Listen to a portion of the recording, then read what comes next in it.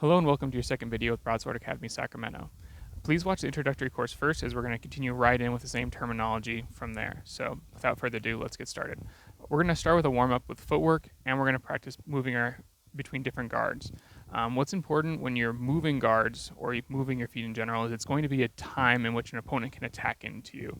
So when I am taking a step, that motion can be timed by my opponent to take advantage of me doing something with my body to make it so I'm kind of preoccupied with moving and they attack into that opening or in that time. Another thing that can happen is if I'm just standing there and I move my sword, in the time in which my sword is in the middle, it's not really protecting either side of me, so they can attack me. This is another opening. So one thing we want to do is we don't want to move our sword and our body at the same time. That's two big actions, and there's a lot of stuff going on for us to pay attention to, so that way if an opponent attacks at that exact same time, there's too much going on and our brain might not be able to keep up. So for the sake of this drill, and for really it's a good warm-up in general, we're going to advance and retreat along our entire section. Each time what we're going to do is we're going to be in a guard.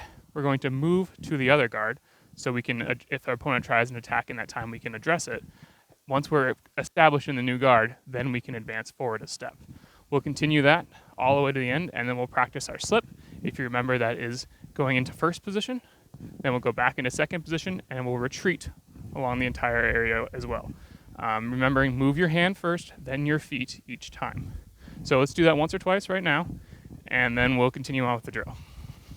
So from your end of your area, go into second position with an outside guard, switch to inside, advance, outside, advance, inside, advance, outside, advance, inside, advance, outside, advance. Once you're at your area, make sure you can slip comfortably, go back into second position, and then retreat. Follow that drill as many times as you want. This is a great way for you to mentally connect to your sword, make sure you're moving it in a coherent way, and then also to get used to that advance and retreat. It's a great way to warm up. So hopefully now your feet are a little bit warmed up. Let's move on to our arms. We'll start off, this is going to be the basic warm-up that I'll refer to later as just warm up your arm. We're going to start with a cut number 1 and 2 from the shoulder. Do about 10 on each side. Making sure that you're paying attention to your blade, and as it goes through the target, the edge is actually leading and you're not doing something weird like exposing the flat or the side of your sword. Making sure you're cutting through whatever you're aiming for. Then once your shoulder is feeling better, you can pause, you can rest if you would like, and then we can just do that same thing with our wrists, those moulines, just 1, then 2, 1, making sure you're cut through, and then rotate, 1, 2, 1, 2, 1, 2, 1, 2, 1, 2, 1, 2. Do this until you're warm. You can pause the video and come back later. In general, I'm only going to show kind of the beginning, the first couple sequences of each drill, and then I'm assuming you're going to pause and come back later. We can put together longer videos later where you can follow along, but let's just cover the basics for now. Okay, so the warm-up drill is just kind of showing the lines and getting you limber. This isn't the most effective way to cut somebody. Roworth is probably one of the better written examples of how a proper cut should be done with the broadsword or saber-like system, and that's with something called cutting with opposition. It's kind of hard to describe solo, but if you're in an outside guard and you move to that middle position, or your sword's at that 1 or 2, your tip is about 1 or 2 o'clock, during this time, it's fine. Someone can time you, but it doesn't really matter. But if I just cut through without kind of paying attention to their sword can hit me in that time. Like basically I'm cutting as they're stabbing or they're cutting me, and there's no real way for me to defend myself if I'm just moving and cutting in that same action, as though how we practice our warm-up. So how Roworth describes is called cutting with opposition. There's other terms for it, but from this outside guard, I want you to move your sword to about your tip to that 1 or 2 o'clock position, and then your hand is going to move to kind of close to the inside guard. It's just towards the middle of the inside guard. The inside guard's more here. This is a little bit closer, but it's kind of the same position. So you're in this outside guard, sword tip goes to that 1 or 2 o'clock position, and your hand moves into that inside position. From here, we're going to cut just like we did before, but the goal is to make it so it's occupying your opponent's sword. If your opponent's sword is right here, you're pushing it away as you cut, and then rolling through into your outside guard. So it's rotate into this position, you're covering that middle line, cutting through, pushing their sword away, and then rotating out on your recovery. Now this takes some time. I think what I'll do now is I'll probably pause the video and do a clip with a little sword rig I have. But the idea with the cut is you are not just cutting off to the side with nothing to protect you, because there's nothing to protect you, so you could get hit as well. What we're doing is we're moving over, giving us opposition on the opponent's blade, cutting through that opponent, pushing their sword away, and that's what keeps us safe. It's really fundamental and oftentimes overlooked because you just focus on doing these little moulinets, and it's not actually giving you, that's just a warm-up. The actual cut follows this, covering that, or moving to the other side to protect yourself with opposition as you cut. So I'll cut to another video now, and then we'll reconvene in a second. Okay, so I hope this sword angle works for this kind of perspective. Now, here you can see a point of an Italian foil. If I'm in an outside guard, and you imagine he was trying to thrust at me, you can see how the sword misses me to the outside. I didn't have to move it. I pre-parried a thrust at that outside line. That's why we call it closing the line. This line is closed. Now, I can cut just how we do in our warm-up with a cut number 1. Now, if I do it without what we call the opposition, I cut and stab myself at the same time. I'm giving myself an opening to basically allow myself to kill each other. So what we want to do instead is we move from this outside guard where we're protected, right? We're going to go up and over. Now, if we cut down, now we're having trouble. But we move to that inside, which moves our hand to the inside. Our tip is still at that 1 to 2 o'clock position.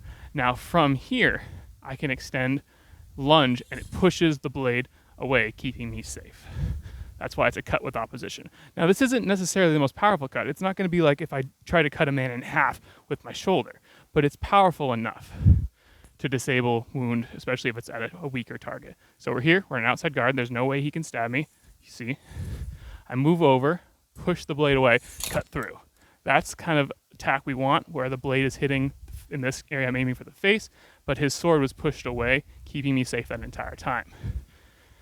Once again, we're here, we're in this outside guard position, move to the other position. This is a little bit kind of crazy because of how long the blade is in this kind of situation, but I move my blade over, catch, and cut through. Once more.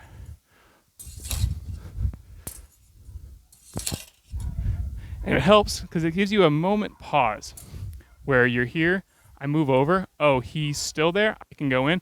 What if he leaves back to the other side? I have a moment to then change my plan, versus if I just cut in and he moves, he stabs me and I cut him. So remember, cut over, pause, cut through. That's your cut with opposition. It works the same on the other side.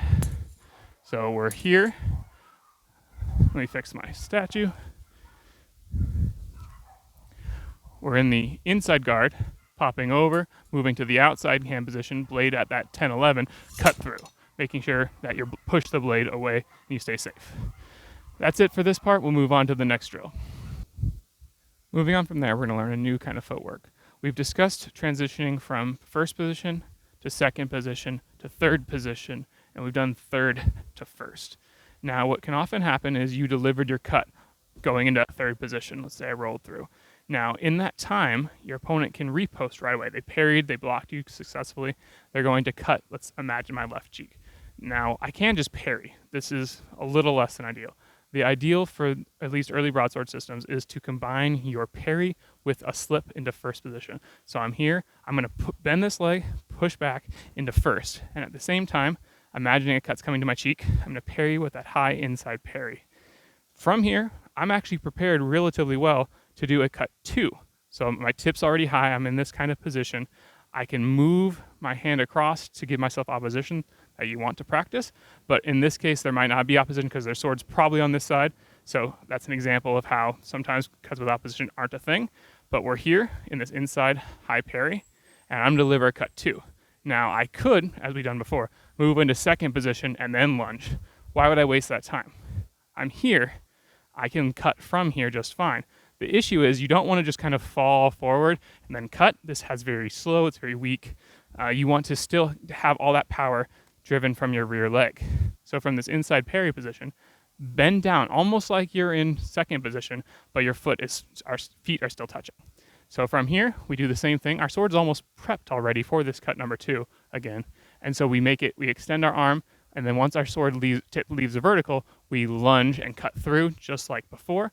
And now we're in cut 3, or position 3, from first position. This is really can be really hard to do right, especially in a fight. It's really common to just kind of end up doing this kind of like falling. It's really important to focus on that rear leg from your parry, bend down, give yourself power, and then use that to propel your cut. To practice this, probably the easiest way to chain it all together, and it also will work on your lunges and your cut 1 and cut 2. From first position, we'll start like this. Imagine you're just starting off with you're from this position, doesn't matter why. Prep a cut number 1, cut 1 with a lunge with 3, recover, and then imagine a cut coming towards your inside left cheek. Parry inside, slipping into first position, bend down, prep a cut number 2, deliver a cut 2 on the lunge, and then imagine a cut coming towards your right cheek. Parry that outside, bend down, cut 1. Then imagine a cut coming here, parry inside, bend down, cut 2. And then from there, you can repeat as many times as you want. This is really a fundamental drill, and I think you should practice it a lot. That is going to combine with the first drill, where we advance and retreat, changing guard. This is a attack on the lunge, followed by a parry on a slip, followed by an attack on the lunge from a slip position. If you can get all that down today, I'm proud of you.